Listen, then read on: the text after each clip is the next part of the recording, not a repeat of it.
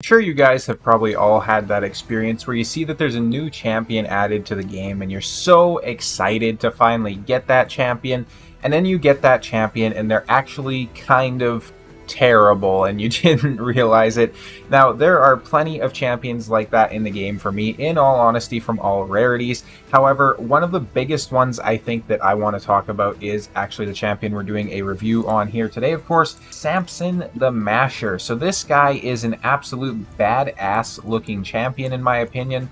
He's a very, very cool kind of like King Kong type dude, right? Like something you'd see in Planet of the Apes. He's got like these huge fists, a big hammer on his back. You can tell why he's called the Masher. And he is an HP based legendary champion who does a lot of damage allegedly in his kit. I do have him built out here. We're going to be doing a showcase on him today and I'll show you guys what he's all about. One of the other champions I think actually falls into this category, at least for me as well, is going to be Ragash. I have built out Ragash with some of the best defensive nuking gear on my entire account, and I can't get this guy to hit hard no matter how I try. However, he is a fantastic support champion and I'll probably be covering him at some point in all honesty because this guy's pretty badass as well. But today we're talking about Samson. Samson is going to be the topic of conversation. Let's go ahead and take a look at his kit and what he does. A1 attacks one enemy 2 times each hit, having a 45% chance of placing a stun debuff for 1 turn. Damage based on HP, of course. A2 attacks all enemies, removes all increased defense buffs from enemies before attacking, places an extra hit if this attack kills an enemy. So if you can get this guy to place an extra hit, he will absolutely wallop basically any team. However, it seems very hard to actually get him to place that extra hit, at least in my experience. And then of course, his A3 places a 50% increase accuracy buff on all allies for 3 turns. Also places an increased crit damage buff on this champion for 3 turns, then grants an extra turn. Now this is on a 4-turn cooldown, still not a bad skill. His passive is pretty crazy though. Affronted decreases the damage this champion receives from critical hits by 20%. Just a straight up 20% damage mitigation against criticals. Counterattacks the attacker when hit with a critical hit. And if you remember, he has that insane stun chance on his A1, right? So having these counterattacks is pretty huge. Also has a 50% chance of counterattacking the attacker when hit with a strong, normal, or weak hit. So basically, anytime this guy's getting smacked around, he's going to go and have a chance to smack them right back. And if you've tried to face this guy in that one particular stage in City of Centranos right after the Iron Twins, you can probably imagine how ridiculous he is. Now he has a defensive aura in all battles by 30%, which is a bit odd considering he's an HP-based champion, but I guess he's bringing some extra support for your squishier champions. Now, I do actually have him in Ward of the Fallen. I would not necessarily recommend this. It is helpful if you have some dead allies. It helps to reduce some of the damage that's inflicted to them and all that sort of stuff. It's not the best though. So in all honesty, if you're trying to get some damage out of him, depending on your awakening levels, you could take him with a Heaven cast, right? I'm probably going to switch him over to that in all honesty. He's still going to get the HP bonus, of course. And that'll give him a little bit more in terms of damage based on the buffs that he has on him. If you have him awakened high enough, you could put him into a, a Crushing Rend, of course. If you have him 6-starred, you could also very easily run him in a Polymorph. Basically just any sort of a mastery that you'd put on a Taurus, for example. Sorry, not a mastery, a blessing you'd put on a Taurus, for example. You can also throw on this guy and it's going to work perfectly fine. He is, of course, fully booked. These are the masteries that I have on him, so he comes all the way down over to Helm Smasher, if you can see that behind my head there. Hopefully you can. And then he has counterattack masteries on him as well for obvious reasons. Now, this is going to be the artifact set that I have on him. I just straight up yoinked my gear from Taurus. So this is some insane HP-based gear. I get my Taurus to over 100,000 HP, and he absolutely smacks. The full stats that we're rocking with is 98,000 on the HP, 229 on the speed, which is a little bit slow, and 244 on the crit damage. Now, you could make the argument that you want to build more crit damage on this guy. However, he is placing that 30% increased crit damage on himself, which is, of course, going to be based on his overall crit damage, not just a base. So it's going to increase it by quite a bit there, probably like a 60% at the end of it. If you have this guy awakened as well, of course, you're going to get some additional stuff out of him. I'm going to show him in for Dragon there, just because this is where I'm going to be doing a damage test with him. So let's go ahead and hop over to Dragon real quick, and I'll show you how this guy performs. Right before we do that, though, this is the gear. So we have Crit Damage Ascension, we have HP Ascension, we have HP Ascension. We have some HP, speed, crit rate, and all that sort of good stuff spread around. I'm actually going to do a damage comparison between the two champions as well. So let's go ahead. Let's hop over here to Dragon. Now, we can't run him in Dragon 20 because he is actually weak affinity against that. So we're going to run him in Dragon 21. What we're going to do is we're going to go in with an Eostrid, and then we're also going to bring in our Lydia. So we're basically going to get like a decrease defense as well as a weaken coming in, and then we're going to go ahead and basically just absolutely obliterate them, hopefully with Samson. So let's see how this goes here. We're going to speed it up real quick. Now, keep in mind, these champions aren't going to benefit, at least he's not going to benefit from any sort of buffs that is placed on the team. So we have it across the board there pretty much. We're going to come in with the A3, get the increased accuracy and increased crit damage. Now this is going to be his big smack. Let's pay attention to the numbers. Boom, boom. So I seen about 120 there. He failed to take out the wave. This guy didn't have decreased defense on him. So he had about 120,000 on each hit. So about a 240,000 overall in terms of the smack. Now, let's make this interesting by comparing him to one of the best HP nukers inside the entire game. Let's go ahead and throw our gear. Loving this preset manager, by the way. Let's go ahead and throw our gear onto Taurus. And let's go ahead and throw Taurus into this same exact damage test, just to make things perfectly fair, because at the end of the day, they are both legendary champions. And if you are using Samson, my guess is because you don't have a Taurus, because I don't really think there's a case to use a Samson over somebody like a Taurus. Let's go ahead and let's compare that damage. So we had about 240,000 in total on Samson, and that was when he got his extra hit to proc. It was about 120 to 140 on the single hit. Let's go ahead and smack with Taurus's A3. Boom. We just straight up get 240,000. We don't need the extra hit. It's just straight up that's what it is, and he isn't gonna even sweat getting through this wave, which is pretty insane. We're gonna go ahead. We're gonna throw the gear. I just wasted like 40 energy there, by the way, for that showcase. You're welcome. We're gonna go ahead. We're gonna throw the gear back onto our Samson, of course. I've made, as you can see, a lot of gear presets for like my different champions. So if I just need somebody tanky, I can pull gear from Pythion, or if I need them fast, I can pull it from like a Wukong or something like that. It's pretty nice to have those gear presets.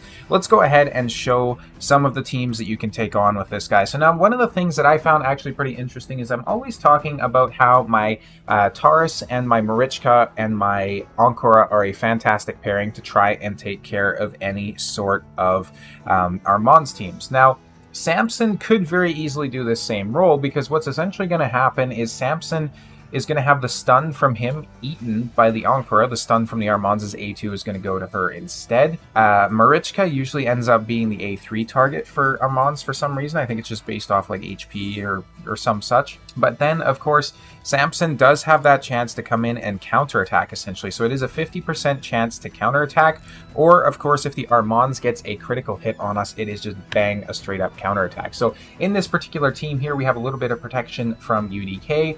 Ankora is eating all of the debuffs, so that is also going to include any sort of petrifications that we might get coming through from Mithrala there, which is pretty cool. Of course, UDK is just going to eat up into the Wukong there as well. So let's go ahead, let's take a look, and let's see what Samson is capable of, if anything.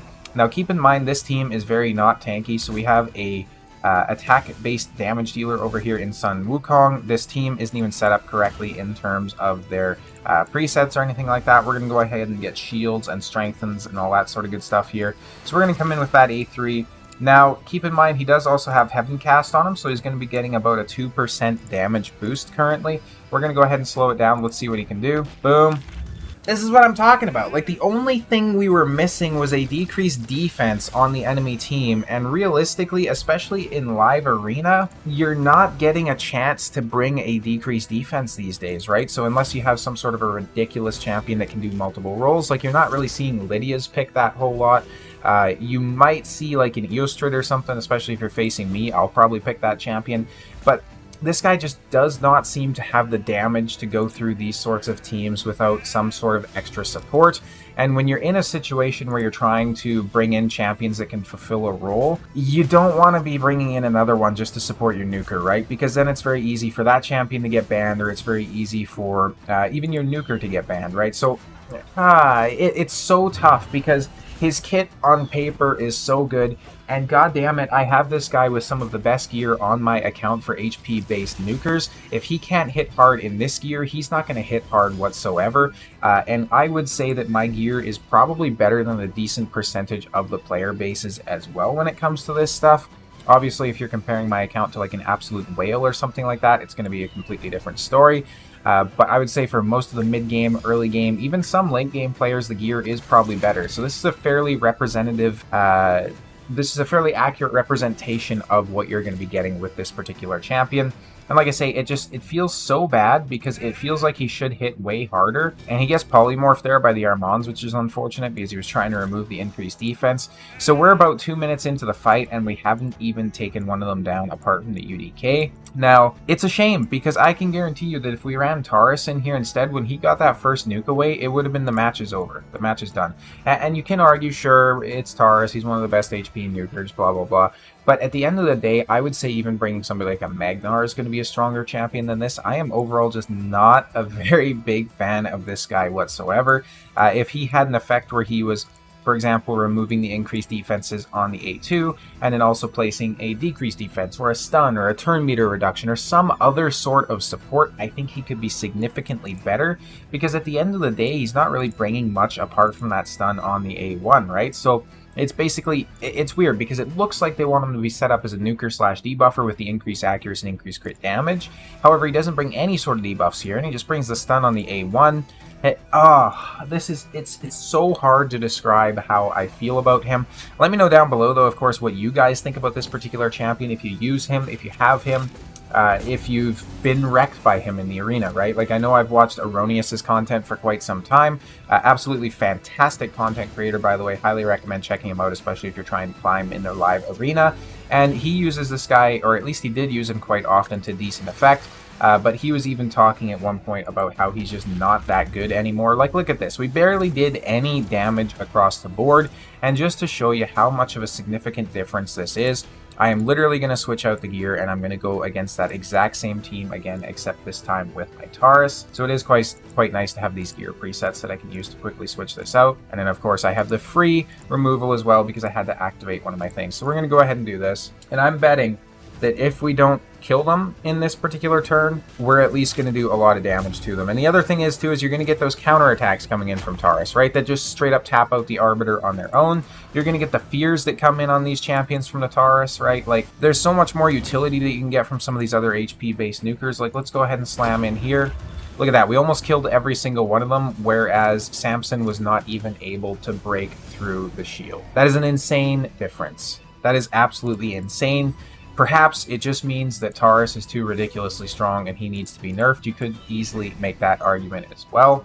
And keep in mind, like with Taurus, in his defense, you're also going to be getting the ally attacks coming in from the Marichka, right? So you're going to get so much more utility out of this guy. The gear is the exact same on the champions, apart from the accessories. The accessories on Samson are definitely not the best. I'll show you those, actually. So we'll just go ahead and end this battle. I don't mind losing a few points here. It is what it is.